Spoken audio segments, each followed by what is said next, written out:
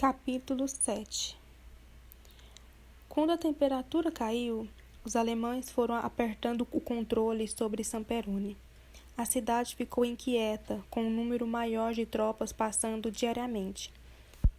As conversas dos oficiais no bar ficaram mais prementes, de modo que eu e Helene passávamos a maior parte do nosso tempo na cozinha.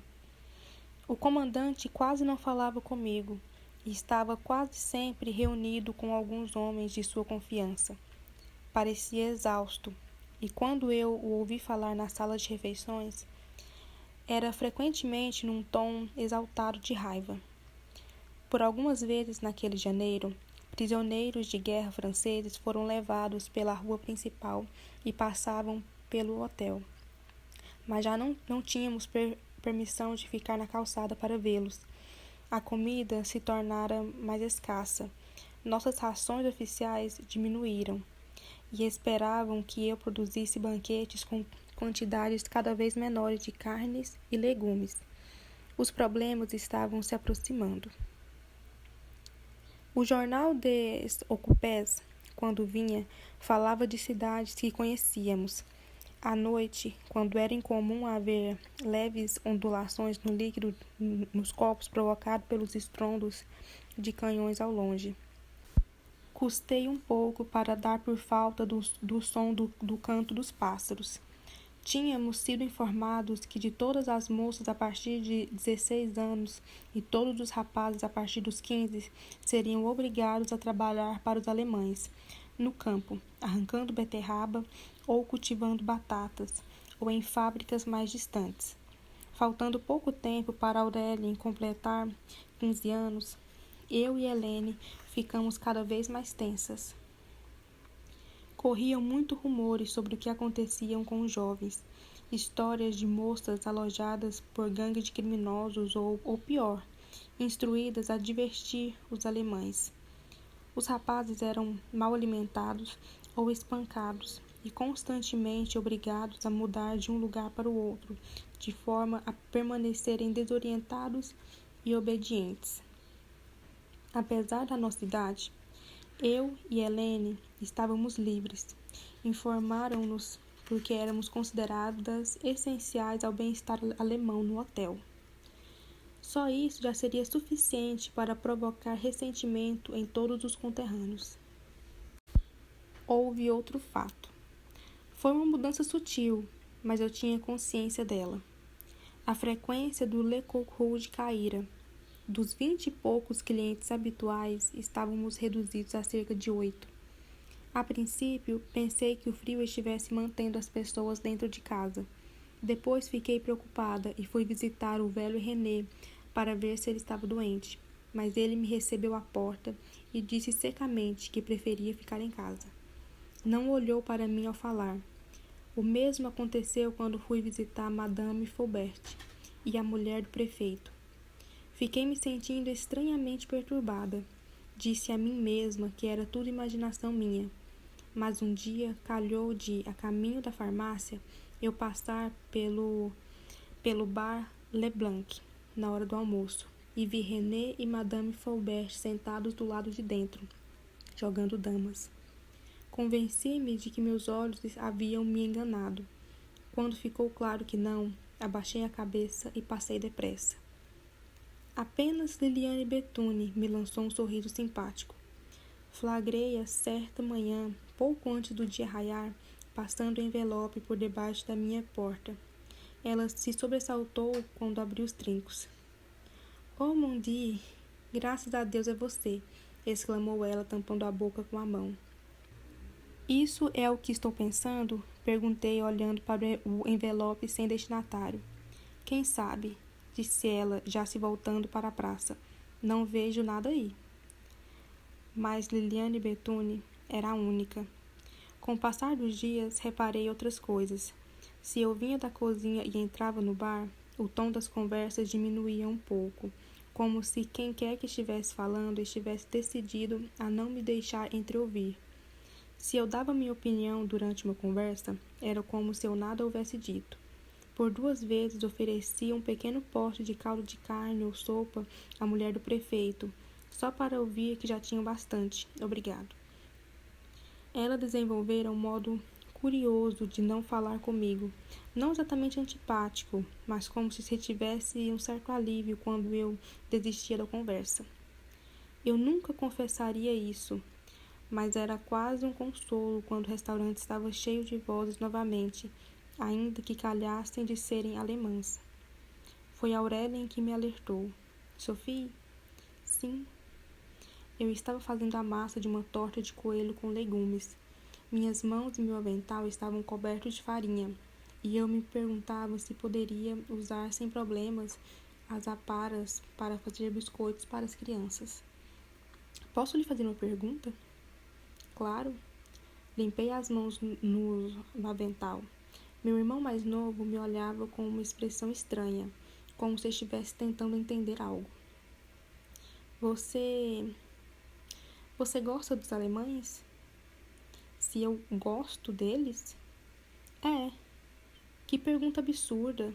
Claro que não. Eu queria que todos eles fossem embora e nós pudéssemos voltar à nossa vida de antes. Mas você gosta do Herr Comandante. Parei as mãos no rolo de papel e me virei.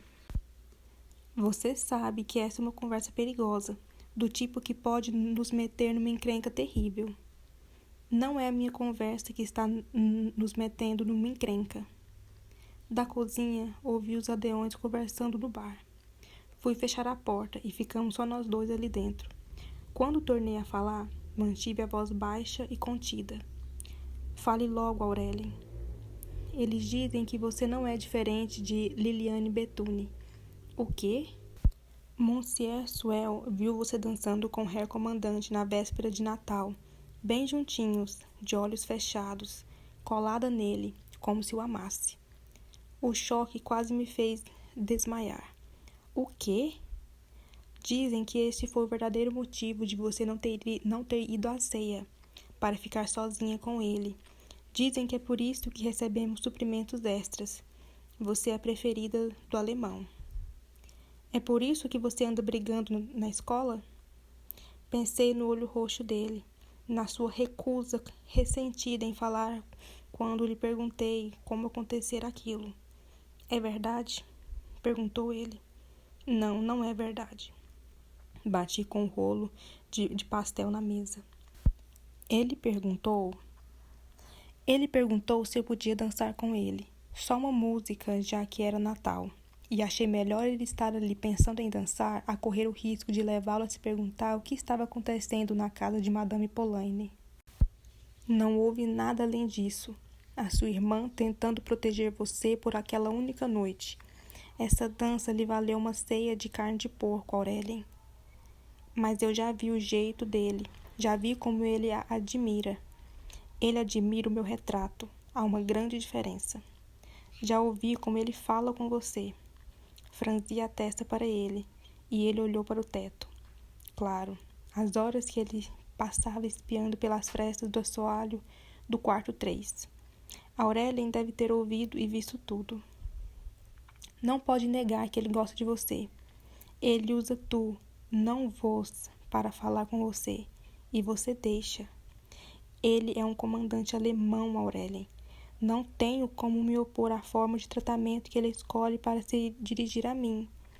Todo mundo está falando de você, Sophie. Fico sentado lá em cima e ouço o que falam sobre você. Não sei em que acreditar.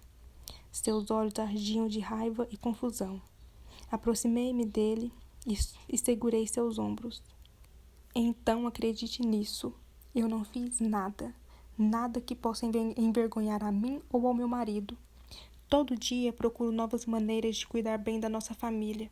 Cuidar para que nossos amigos e nossos vizinhos tenham comida, consolo e esperança. Não sinto nada pelo comandante. Tento me lembrar de que ele é um ser humano como nós. Mas, Aurélia, se acha que algum dia eu trairia o meu marido, você é um tolo.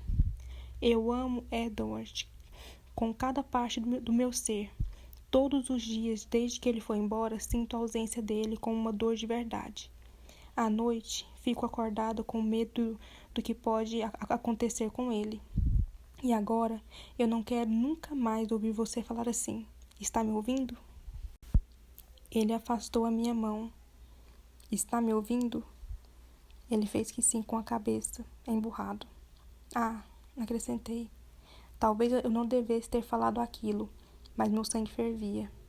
E não vá logo condenando Liliane Betune. Pode ser que descubra que deve a ela mais do que pensa. Meu irmão me fuzilou com os olhos. Depois saiu da cozinha batendo a porta.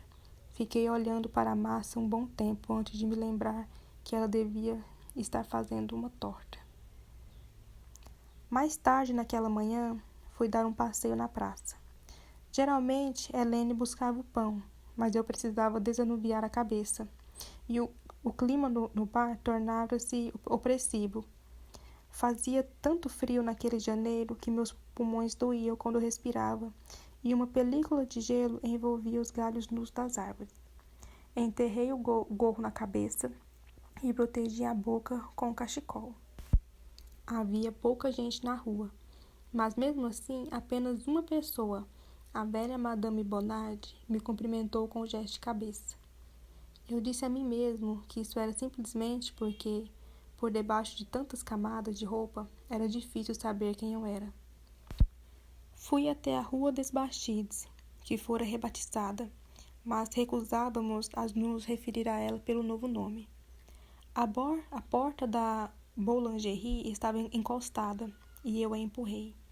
Lá dentro, Madame Louvière e Madame Durand conversavam animadamente com Monsenhor Armand. Elas se calaram no instante em que a porta se fechou às minhas costas. Bom dia, cumprimentei ajeitando a cesta embaixo do braço. As duas mulheres, agasalhadas embaixo da camada de lã, fizeram um vago sinal de cabeça na minha direção. Monsieur Armand simplesmente ficou parado com as mãos no balcão à sua frente. Esperei, depois me virei para as senhoras. A senhora vai bem, Madame Louvière? Já tem várias semanas que não aparece no Le Coq Rouge. Temi que estivesse doente. Minha voz pareceu estranhamente alta na pequena loja. Não, respondeu a senhora. Tenho preferido ficar em casa. Ela não me olhou nos olhos ao falar. Recebeu a batata que deixei para a senhora semana passada? Recebi. Seu olhar desviou de soslaio para Monsieur Armand. Dei para Madame Grenoble. Ela é menos exigente em relação à procedência da comida dela. Fiquei imóvel. Então era assim. A injustiça daquilo tinha gosto de cinzas amargas na minha boca. Então espero que ela tenha aproveitado. Monsieur Armand, eu queria uns pães, por favor. O meu e o de Helene, por gentileza. Ah, como desejei uma das brincadeiras dele. Uma gracinha picante ou um trocadilho de revirar os olhos. Mas o padeiro se limitou a me fitar, com um olhar firme e antipático. Não foi para os fundos da padaria como eu esperava. Na verdade, não se mexeu. Quando eu já ia repetir o meu pedido, ele tirou 2 pães pretos debaixo do balcão e os colocou em cima do móvel. Fiquei olhando para ele. A temperatura na pequena boulangerie parecia cair, mas senti os olhos daqueles 3 me queimando. Os pães estavam no balcão, achatados e pretos. Ergui os olhos e engoli em seco. Na verdade, acho que me enganei. Não estamos precisando de pão hoje, eu disse baixinho, e tornei a botar a carteira na cesta. Acho que não está precisando de muita coisa no momento, resmungou Madame Durand. Virei-me e ficamos nos encarando, a idosa e eu. Então, de cabeça erguida, saí da loja. Que vergonha, que injustiça! Vi os olhares zombeteiros daquelas 2 senhoras e me dei conta de que eu fora uma idiota. Como demorei tanto a ver que estava acontecendo debaixo do meu nariz? Voltei a passos largos para o hotel, ruborizada, a cabeça a mil. A vibração em meus ouvidos era tão alta que a princípio não ouvi. Out! Parei e olhei em volta. Out! Um oficial alemão marchava na minha direção, com uma mão levantada. Esperei justo embaixo da estátua destruída de Monsieur Leclerc, ainda ruborizada. Ele veio até mim. Você me ignorou. Peço desculpas, oficial. Não ouvi o senhor. É um crime ignorar um oficial alemão. Como eu disse, não ouvi. Peço desculpas. Desenrolei um pouco a echarpe do rosto, e então vi quem era.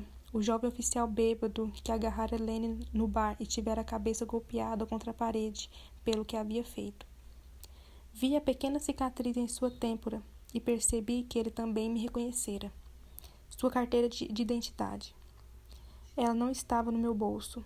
Eu ficara tão preocupada com as palavras de Aurélie que a deixara na mesa do hall do hotel. Esqueci de trazê-la. É crime sair de casa sem a carteira de identidade. Ela está logo ali. Apontei para o hotel. Se for até lá comigo, posso pegá-la. Não vou a lugar nenhum. O que está fazendo? Eu só estava indo à boulangerie. Ele olhou para minha cesta vazia. Para comprar pão invisível? Mudei de ideia. Você deve estar comendo bem no hotel atualmente. Todas as outras pessoas estão ansiosas para receber as rações. Eu não como melhor do que ninguém. Esvazie os bolsos. O quê? Ele apontou o rifle para mim. Esvazie os bolsos e tire alguma dessas camadas de roupa para eu poder ver o que está carregando.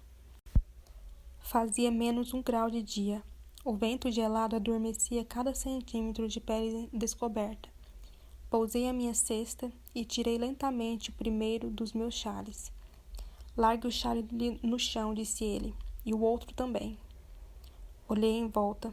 Do outro lado da praça, os clientes do Le Coq Rouge deviam estar olhando. Tirei lentamente o segundo chale e depois o meu casaco pesado. Senti as janelas vazias da praça me olhando. Esvazie os bolsos. Ele espetou meu casaco com a baioneta, esfregando-o no gelo e na lama. Vire-os do avesso. Abaixei-me e pus a mão nos bolsos.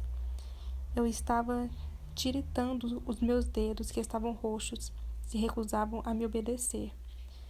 Depois de várias tentativas, tirei do meu casaco o meu carnê de racionamento, 2 notas de 5 francos e um pedaço de papel. Ele o arrancou da minha mão. O que é isso? Nada de importante, oficial. Só um presente do meu marido. Por favor, deixe-me ficar com ele. Ouvi o pânico na minha voz, e na hora em que falei isso, vi que tinha sido um erro. Ele abriu o pequeno desenho que ele já havia feito de nós. Ele, o urso de uniforme, e eu, séria, com vestido azul engomado. Está confiscado, disse o oficial. O quê? Você não tem o direito de andar com retratos de uniformes do exército francês. Vou jogar fora. Mas eu estava incrédula. É só um desenho bobo de um urso. Um urso de uniforme francês. Pode ser um código. Mas é só uma brincadeira, uma bobagem entre mim e meu marido. Por favor, não destrua o desenho. Estendi a mão, mas ele afastou. Por favor, tenho tão pouca coisa para me lembrar. Enquanto eu estava ali em pé, tiritando, ele me olhou nos olhos e rasgou o desenho ao meio. Depois rasgou as 2 partes em pedacinhos, observando a minha expressão enquanto eles caíam como confetes no chão molhado. Da próxima vez, lembre-se dos seus documentos, sua puta, disse ele, e foi se juntar aos camaradas. Helene me recebeu quando cheguei à porta de casa, apertando no corpo aqueles chales gelados e empapados. Ao entrar, senti os olhos dos clientes, mas não tinha nada para dizer a eles. Atravessei o bar e fui pendurar os chales nos ganchos de madeira no corredor, com as mãos congeladas. O que houve? Minha irmã estava atrás de mim. Eu estava tão perturbada que não conseguia falar. O oficial que agarrou daquela vez, ele destruiu o desenho de Edward, rasgou em pedacinhos para se vingar de nós depois que o comandante bateu nele. E não tem pão, porque Monsieur Armand aparentemente também acha que eu sou uma puta. Eu tinha o rosto dormente e mal conseguia me fazer entender, mas estava furiosa e bravejava. Shhh! Por quê? Por que devo ficar quieta? O que eu fiz de errado? Essa cidade está infestada de gente sibilando e cochichando, e ninguém me diz a verdade. Eu tremia de raiva e desespero. Helene fechou a porta do bar e me arrastou escada acima para os quartos vazios, alguns dos poucos lugares em que poderíamos não ser ouvidas. Acalme-se e fale comigo. O que houve? Contei a ela. Contei o que Aurélien dissera e como as senhoras da Boulangerie tinham falado comigo. E sobre Monsieur Armand e o pão dele, que não podíamos agora correr o risco de comer. Helene ouviu tudo, envolvendo-me nos braços, encostando a cabeça na minha e fazendo exclamações de solidariedade enquanto eu falava. Até que perguntou: Você dançou com ele? Enxuguei os olhos. Dancei. Você dançou com o Herr Comandante? Não me olhe assim. Você sabe o que eu estava fazendo naquela noite. Sabe que eu teria feito tudo para manter os alemães longe da ceia. Mantê-lo aqui significou para você poder ter uma festa de verdade. Você me disse que foi o melhor dia desde que Jean-Michel foi para a guerra. Ela olhou para mim.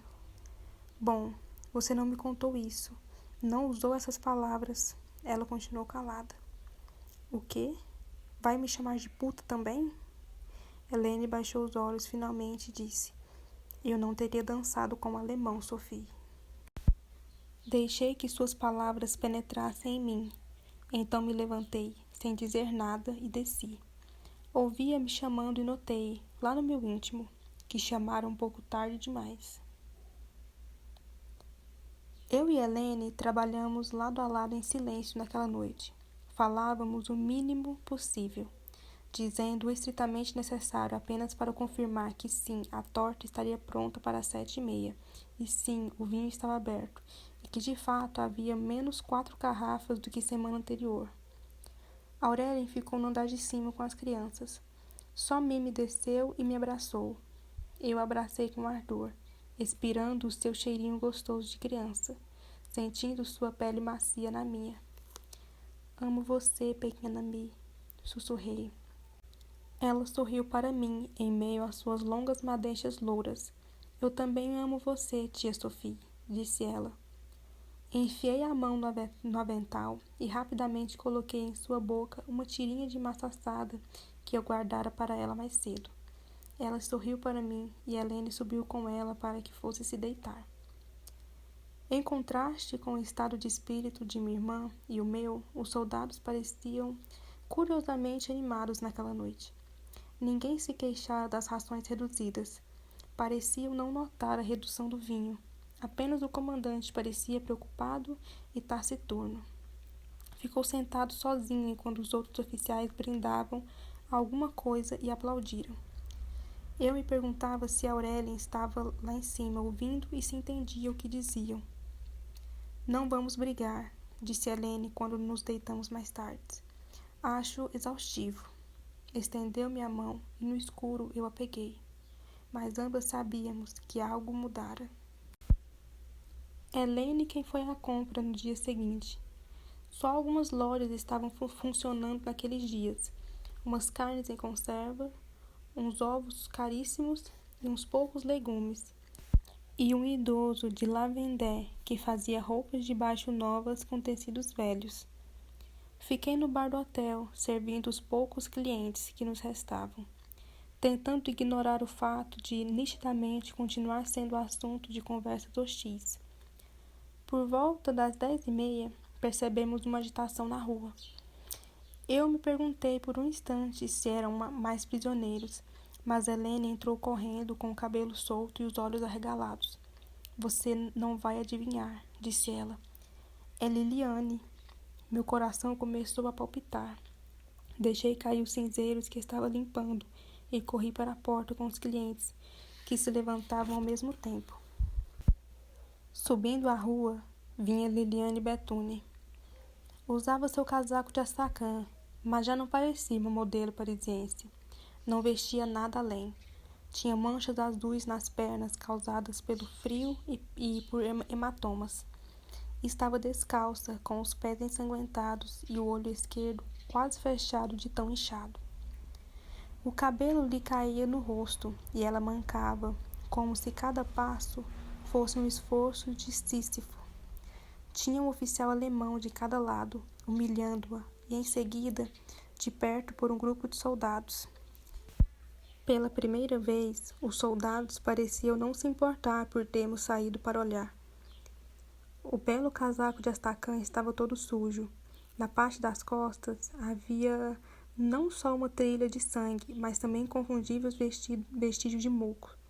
Enquanto eu olhava aquilo, ouvi um soluço. Mamã, mamã!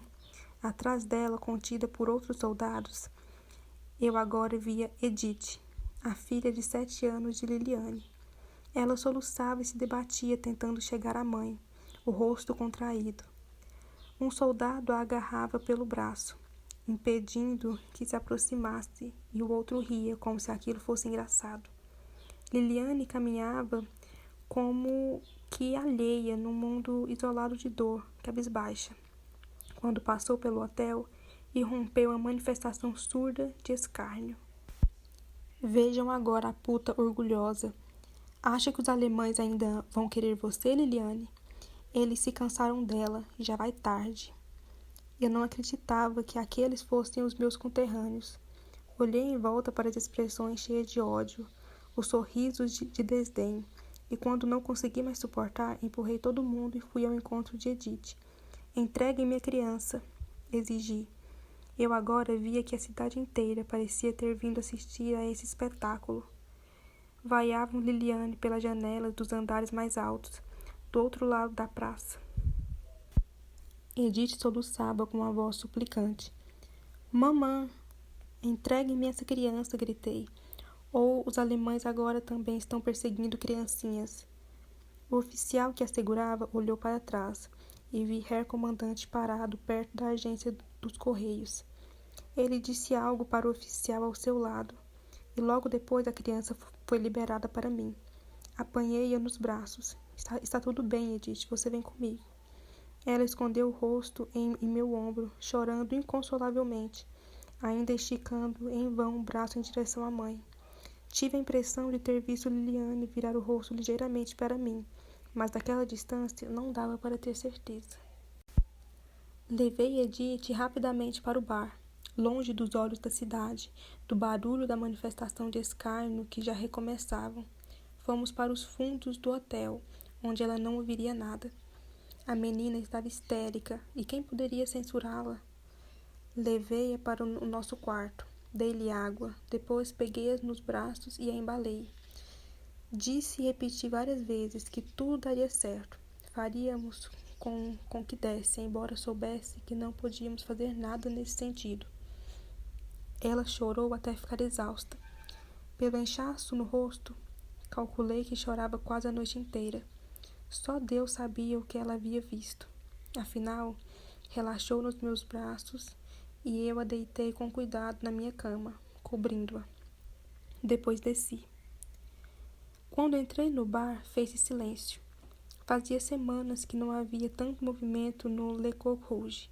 Helene corria entre as mesas com uma bandeja cheia. Vi o prefeito à porta. Depois olhei para os rostos à minha frente e já não reconheci nenhum deles. Estão satisfeitos? Indaguei com a voz embargada. Há uma criança deitada lá em cima depois de ter visto a mãe ser cuspida e escarnecida, tratada com brutalidade por vocês, pessoas que ela considerara amigas. Estão orgulhosos? A mão de minha irmã pousou em mim. Sophie, afastei-a com um movimento de ombros. Não me venha com Sophie. Vocês não têm ideia do que fizeram. Acham que sabe tudo sobre Liliane Bethune? Bem, vocês não sabem nada. Nada. Eu agora chorava, lágrimas de raiva. Vocês são muito rápidos na hora de julgar, mas também são muito rápidos na hora de aceitar o que ela oferece quando isso lhes convém. O prefeito veio na minha direção. Sophie, precisamos conversar. Agora você quer falar comigo? Passou semanas me olhando como se eu cheirasse mal, porque Monsieur Suel supõe que eu seja uma traidora e uma puta. Eu, que arrisquei tudo para levar comida para sua filha. Vocês sempre acreditavam antes nele do que em mim. Bem, talvez eu não queira falar com o senhor agora, Monsieur. Sabendo o que eu sei, Talvez eu preferira falar com Liliane Bethune. Eu estava enfurecida. Sentia-me transtornada, louca, como se soltasse faíscas. Olhei para aqueles rostos idiotas, aqueles queixos caídos e afastei a mão que me segurava no ombro. De onde acham que vinha o jornal des Occupés? Acha que os passarinhos o jogavam aqui?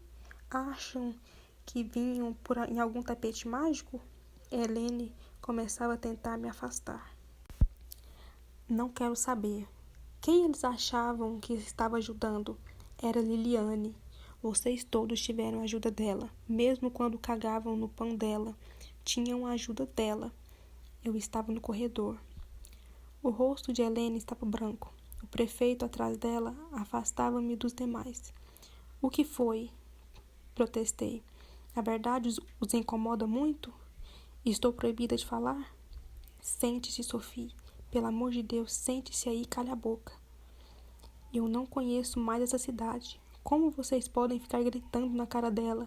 Mesmo que ela tivesse dormido com os alemães. Como podem tratar assim um ser humano igual a vocês? Eles cuspiram nela. Helene não viu? Cuspiram nela como se não fosse humana. Sinto muito por Madame Bethune, disse o prefeito baixinho. Mas não estou aqui para falar dela. Vim para falar com você.